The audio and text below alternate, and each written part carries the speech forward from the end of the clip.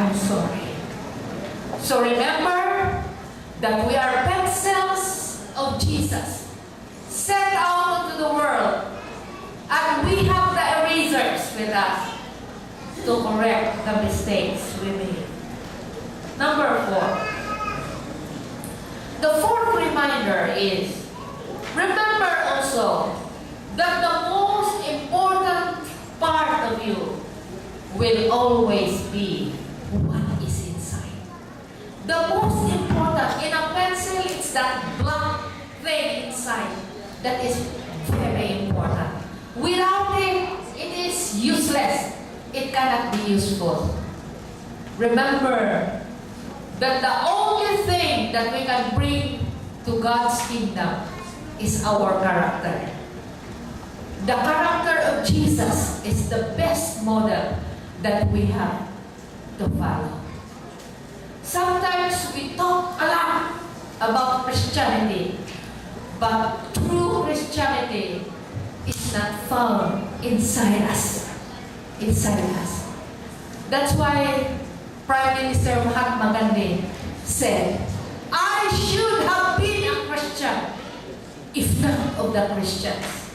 If I am going to paraphrase it, I should have been a true Seventh-day Adventist if not of the Adventists. May we always look unto Jesus, the author and the finisher of our faith. Young people, children, Mama and Papa are not always perfect. It pays to always look unto Jesus because He alone is perfect. As a reminder, let us follow Jesus, the ultimate model, so our character will be like Him. So the fourth reminder is, remember that the most important part of you will always be what is inside. It is hard to pretend, parents. Our children will always notice it, of what is inside you. What is inside me.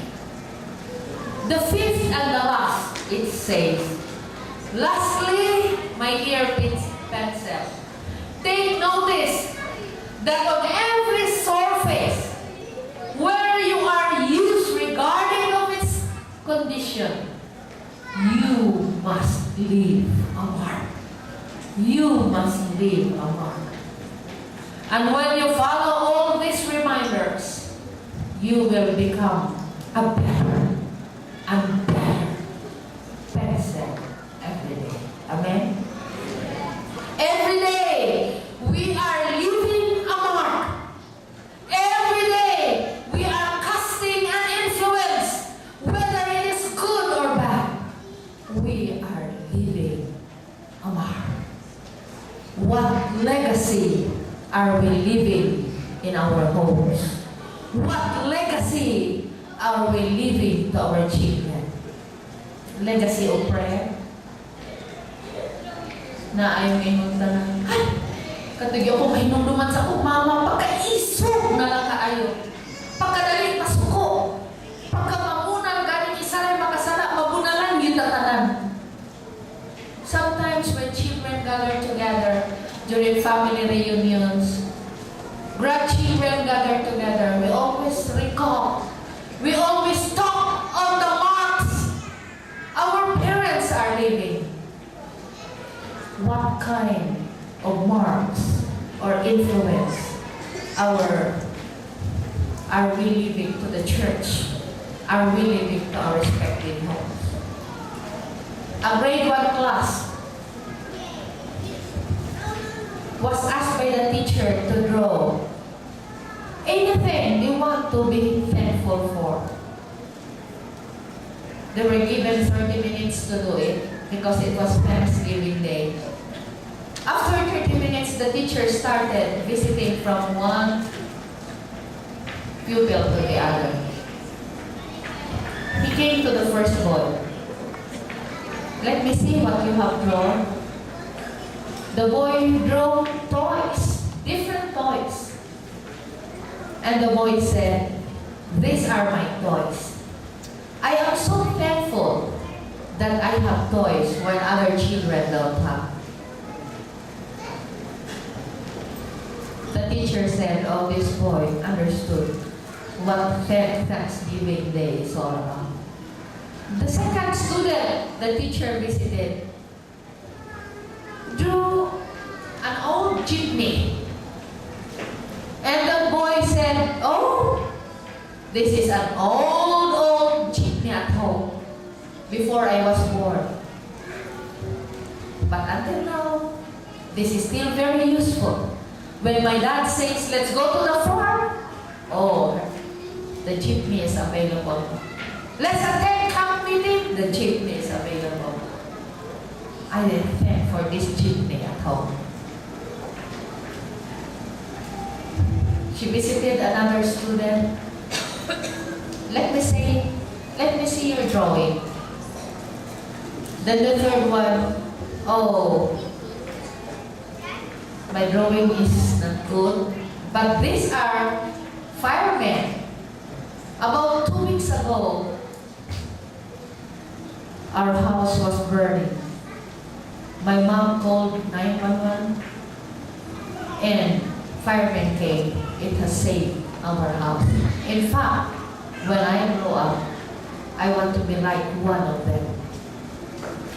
Then he said, "I'm very thankful for this fire." She visited from one pupil to the other. And they have all the reasons, different drawings, but they have all the reasons why they are thankful to what they have drawn. The last child, a boy, drew a hand. The teacher did not ask, "What have you done?" The teacher said, "Oh, it's a hand. You're going to thank that person. Maybe that's your mom's hand. Is that the hand of your mom?" The boy said, "Oh no. I think that is the hand of your dad." The boy said, "Oh no, not the hand of my dad. Oh, I think that is Jesus' hand. Oh, this is not Jesus' hand."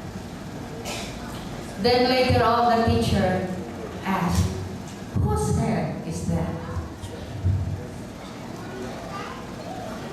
That small boy felt like crying. She looked into the teacher's eye and said, "Mom, this is your hand. This is your hand." Then the teacher remembered that that boy was the weakest among all. He has the hardest time to learn how to read and write. But the teacher was so patient, so kind, until he learned. She understood that she has touched the life of that boy. Like a pencil, she left a beautiful mark, the mark of love, the mark of touching a boy's heart.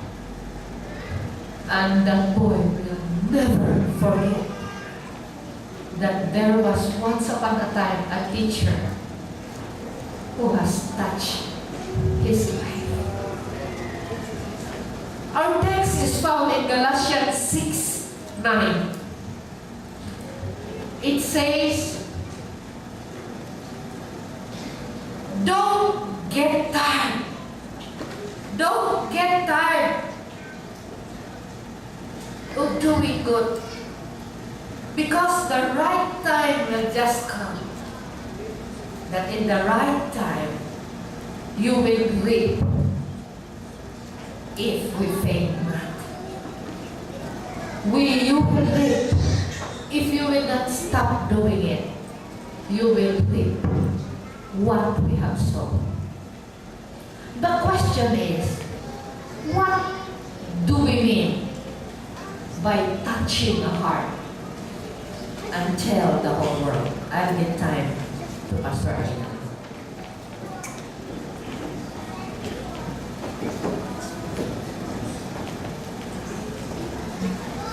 My wife came to me and said, Pastor,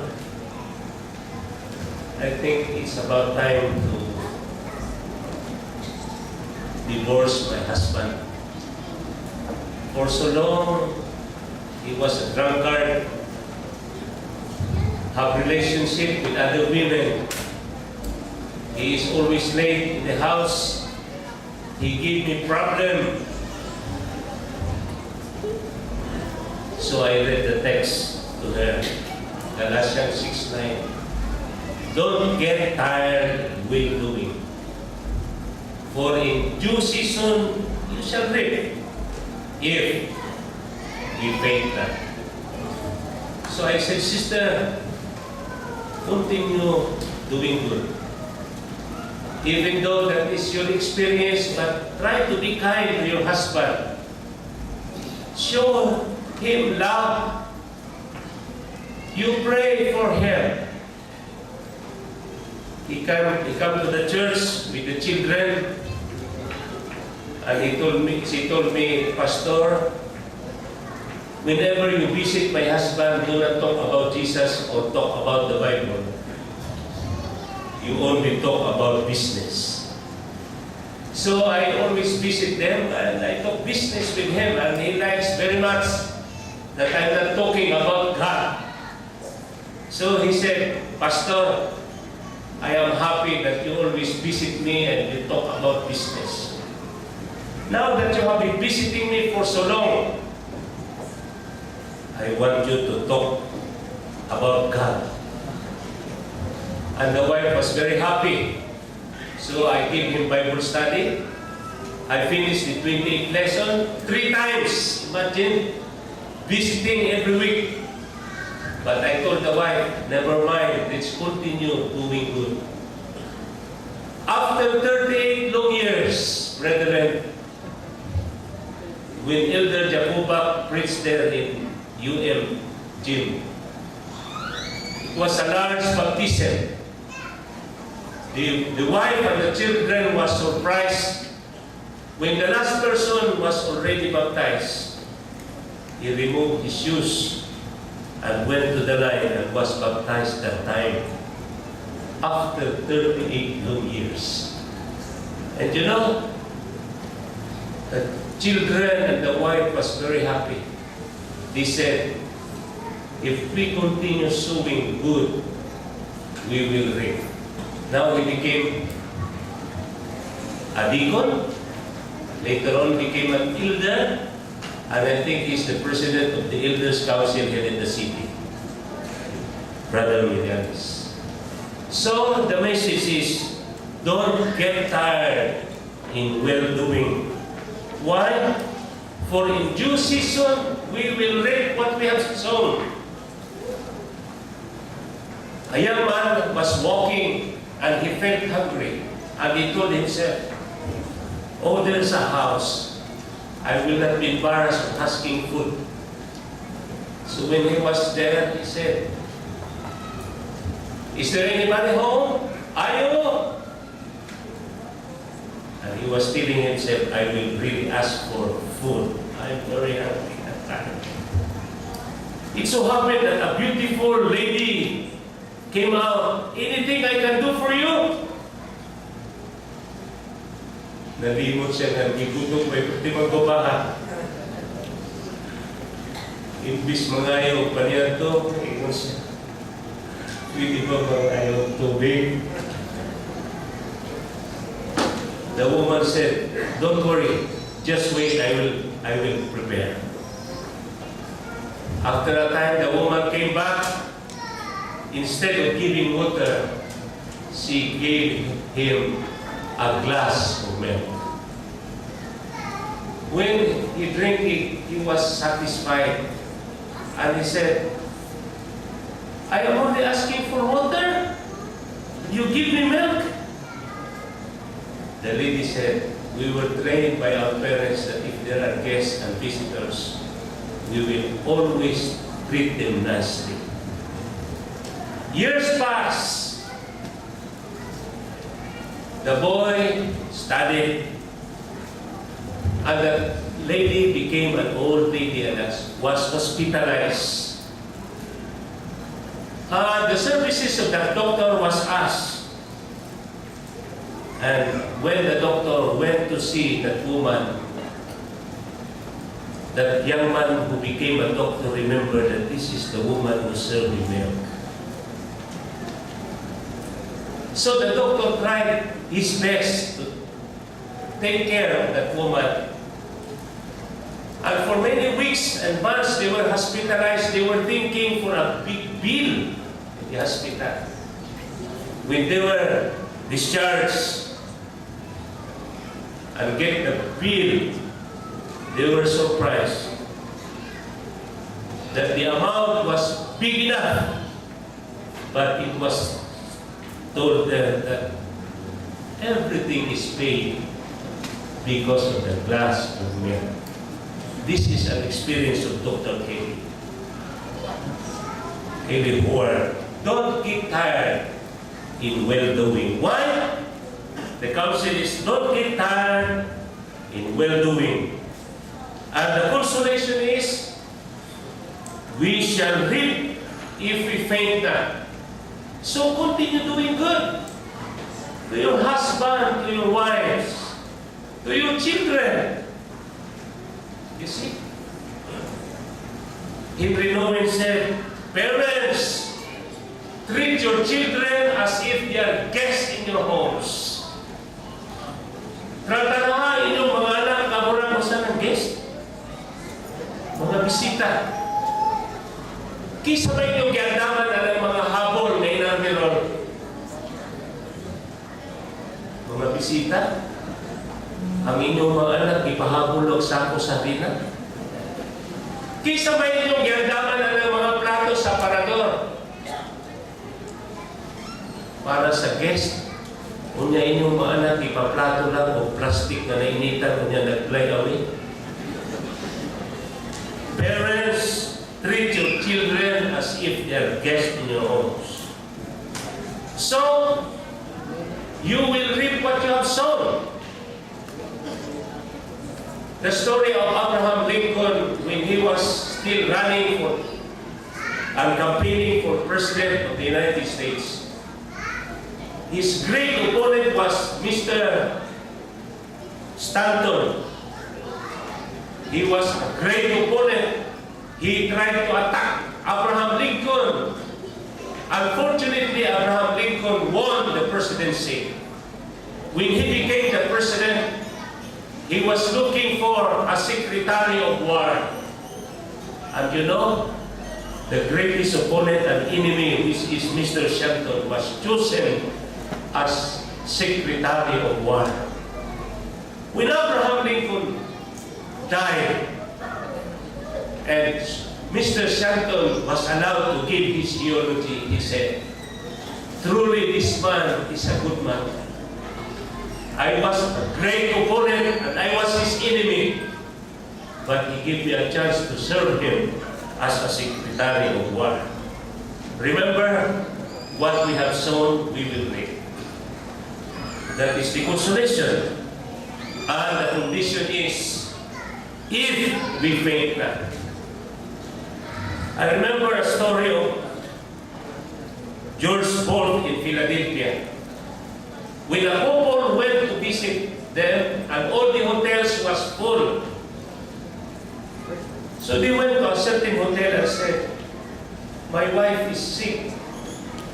Can we have a rest in your hotel? The boy said, sorry sir, ma'am.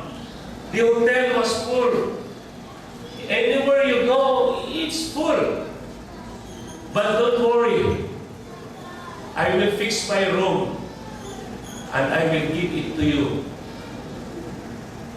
The couple was able to rest at night, and in the morning, the man asked that boy, said, may I know who is the owner of this hotel? Can you give me the number? And the dial, and that man called the owner of the hotel and said, Sir, your hotel was full. But I am thankful that you have a boy who is very accommodating, very hospitable. My wife was sick, but he offered his room for us and we were able to rest that night. Then that man said, I am going back to New York and will build the biggest hotel in the world, the Waldorf of Astoria. May I have the services of your boy because of his goodness, his hospitality, and his kindness. And because of that, you know, George Bolt has served Waldorf of Astoria of America for the last 40 years because he was not tired of doing good. Brethren, in this church where we are here, the counsel of the Lord today is, don't get tired in doing good. The consolation is, for in due season you will reap. And the condition is, if we faint not. So this morning, remember, Jesus said, I was hungry. What have you done? You feed me. I was thirsty. What have you done? You give me drink. I was in prison. You have visited me. Because you have done this, the least of your brethren, you have done it unto me. Well done, thou good and faithful servant. Enter into the joy of the Lord. So this morning, let us be kind to our members of our homes, our husbands, our wives, our children. For in due season we will reap if we faint not. We hope, and our prayer this morning, that all of us will be privileged to be with God when He comes. Amen? God bless us and happy Sabbath.